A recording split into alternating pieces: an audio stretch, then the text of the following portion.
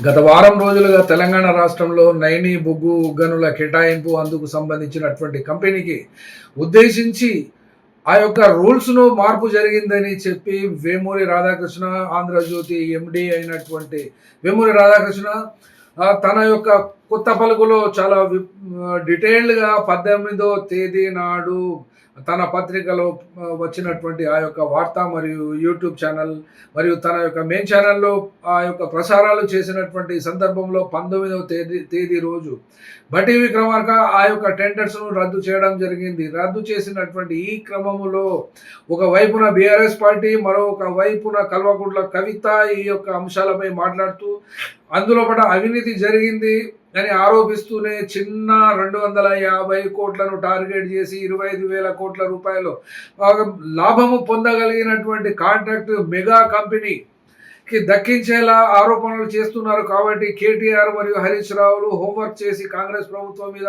విమర్శలు చేయడం సరిగ్గా లేదు అనేటువంటి అంశం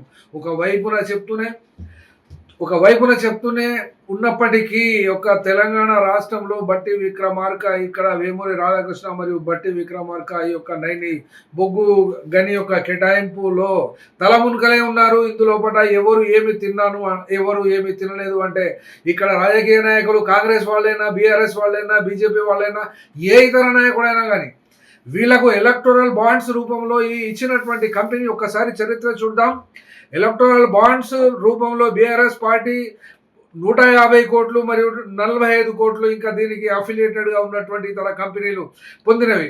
అట్లాగే కాంగ్రెస్ పార్టీ 2019 నుండి 2024 వరకు 1,421,86,00,000 రూపాయలు ఈ యొక్క బాండ్స్ రూపంలో కొన్నది. అట్లాగే బీజేపీ కూడా 3వ స్థానంలో ఇక్కడ 664 కోట్లు పొలిటికల్ బాండ్స్ రూపంలో వీటిని ఎలక్టోరల్ బాండ్స్ కూడా అంటారు. కాబట్టి ఈ యొక్క తిమింగిలాలు నీళ్ళలో ఉండి ఎప్పుడు నీళ్లు తాగుతాయో ప్రజలు ఎప్పుడు చూస్తారు, ఎప్పుడు కనిపెడతారు, ఏ ఏజెన్సీలు ఎవరికి తెలియజేస్తుంటాయని దానికి ఒక కమిషన్ వేయాలి. ఆ కమిషన్ రిపోర్ట్ రావాలి. దాని మీద కేంద్ర ప్రభుత్వం యొక్క ఏజెన్సీలు విచారణ జరిపించాలి. ఆ రిపోర్ట్ వచ్చే వరకు ఈ ప్రభుత్వం పోతుంది. దాని మీద ఏ చర్య జరగదు.